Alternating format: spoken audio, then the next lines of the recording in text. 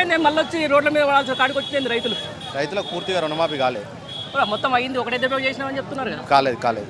సగం మంది రైతులకు కాలేదు. అందరికి అయిందని చెప్తున్నారు. రేషన్ కార్డు లేదని చెప్పి ఐటీ ఇన్కమ్ ట్యాక్స్ కడుతున్నారు అని చెప్పి చిన్న రైతులు ఐటీ కూడా కట్టుకుంటారు కదా, మామూలుగా ఇల్లు లోన్ కోసం దానికోసం కట్టుకుంటే దాన్ని కూడా పరిగణనలో తీసుకొని రుణమాఫీ కాలేదని చెప్పి చాలా మంది రైతులు అభిప్రాయం. ఈ పెద్ద మనిషితో మాట్లాడే ప్రయత్నం చేద్దాం. ఫోన్ మాట్లాడతామన్నా నాతో మాట్లాడతారు ఒక్కొక్కరి. ఏంది మళ్ళీ రైతులు రోడ్ ఎక్కిరు అంటే అందరికి గాలే కాబట్టి రోడ్ ఎక్కిరు అని చెప్పేసి గవర్నమెంట్ అని చెప్తుంటే లేదు. కొంతమందికి ఏంది కొన్ని రేషన్ కార్డుల ప్రాబ్లం అని, ఆధార్ కార్డులు తంబు పడలేదని చాలా వరకు ప్రాబ్లమ్స్ ఉన్నాయి. నాకు 2 లక్షల పైన ఉంది. ఆ 2 లక్షల పైన ఉంటే 2 లక్షల రుణమాఫీ చేస్తే పైన ఉన్నది నేనే కట్టుకుంటా కదా. అది లేకుండా ఒక సిస్టమ్ పెట్టేసి చెప్తున్నారు. బ్యాంకు వాళ్ళు ఏమో మిత్తి కట్టాలి, అవన్నీ మిత్తి కడితేనే ఇది అవుతుంది, మీదున్న పైసలు కడితేనే మీకు మాఫీ అవుతుంది అని చెప్తున్నారు వాళ్ళు. ఇప్పుడు కాంగ్రెస్ కార్యకర్తలకే అవుతుంది మీకు అవుతలేదు అని చెప్పేసి ఒక ఆయన అంటూ ఉన్నాడు. బీఆర్ఎస్ కార్యకర్తలు కాబట్టి మాకు వేస్తలేరు అని చెప్పేసి నిజమేనా? అది ఎంతవరకు నిజమో మనకు తెలియదు కానీ చాలా వరకు అయితే కాలేదు. ఊర్లల్లో ఒక 100 మందిలో మాది అమ్మనపోలే గ్రామం కాదు, మాది మూటకొండూరు మండలం ఆలేరు నియోజకవర్గం వస్తుంది. ఎంతమంది కాలే మీ ఊళ్ళో నీకున్న అంచనా ప్రకారం? మా ఊళ్ళో ఒక 100 మంది ఉంటే ఒక 45 మందికే అయింది, మిగతా మందికి కాలేదు. అంటే దాదాపు 50% కూడా అంటే అది కూడా కాలేదు, పూర్తిగా కాలేదు. వాళ్ళకు కూడా వచ్చి మీకు అయ్యిందని చెప్తారు, సిగ్నేచర్ తీసుకున్నారు, అది మొత్తం వరకు కాలేదు. దాన్ని కూడా ఇక రాజకీయమే చేస్తున్నారు. అంతేనా?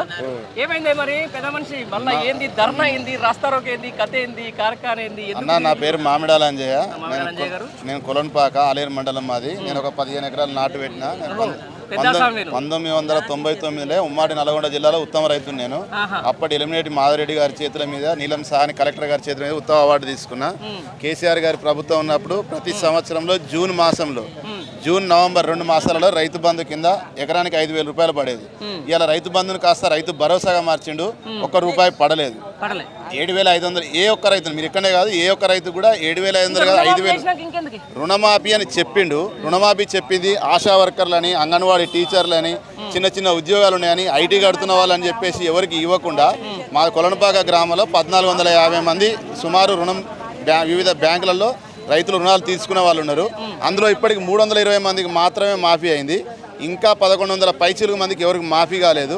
ఒక కుటుంబాన్ని యూనిట్ అని చెప్పేసి ఎన్నికల ముందు చెప్పలేదు.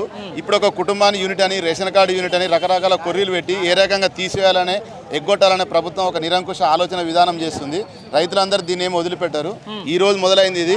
మొత్తం 2 లక్షల రుణమాఫీ అయ్యేంత వరకు ప్రభుత్వ సర్కారు మెడలు వంచేంత వరకు పోరాటం మాత్రం కొనసాగిస్తుంది. మీరు ఒక ఆదర్శ రైతు అంటున్నారు. ఎలిమినేట్ మాధవరెడ్డి కాలంలో ఉన్నప్పుడే మీరు అవార్డు ఎట్లా ఉంటే 10 ఏళ్ల కాలంలో ఎట్లా ఉంటే ఇప్పుడు ఎట్లా అయింది?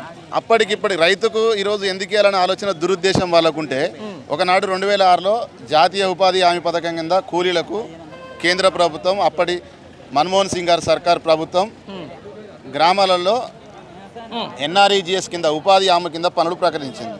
ఆ ఉపాధి హామీ పనులను ప్రకటించక ముందుకు ఒక రైతు 20 రూపాయల కూలీ ఇచ్చేది గ్రామాలలో. ఇవాళ ఉపాధి హామీ పథకం కింద 180 రూపాయల నుంచి 250 వరకు కూలీ ఇస్తుంది ప్రభుత్వం. అదే రైతు ఆనాడు 20 రూపాయలు ఇచ్చిన రైతు ఈరోజు 600 రూపాయల కూలీ ఇస్తుండు. అంటే కూలీల కొరత ఉంది. కూలీలతోటి పని కావాలి కాబట్టి 3 రేట్లు రైతు ఎక్కువ పెంచిండు. రైతుకు సాయం చేయడం అనేది కూలీలను ఆదుకున్నట్టు ప్రతి విభాగాన్ని మీకు తెలిసిన ఏ డిపార్ట్మెంట్ ఉండి, కరెంట్ డిపార్ట్మెంట్ వాళ్ళు కానీ, ఎలక్ట్రిసిటీ డిపార్ట్మెంట్ వాళ్ళు కానీ, మోటార్స్ బాగా చేసే వాళ్ళు కానీ, ట్రాక్టర్స్ తయారీ వాళ్ళు కానీ, హార్వెస్టర్స్ కానీ, అన్ని వాళ్ళకి పనులు దొరకాలంటే రైతు వ్యవసాయం చేస్తేనే పని దొరుకుతుంది.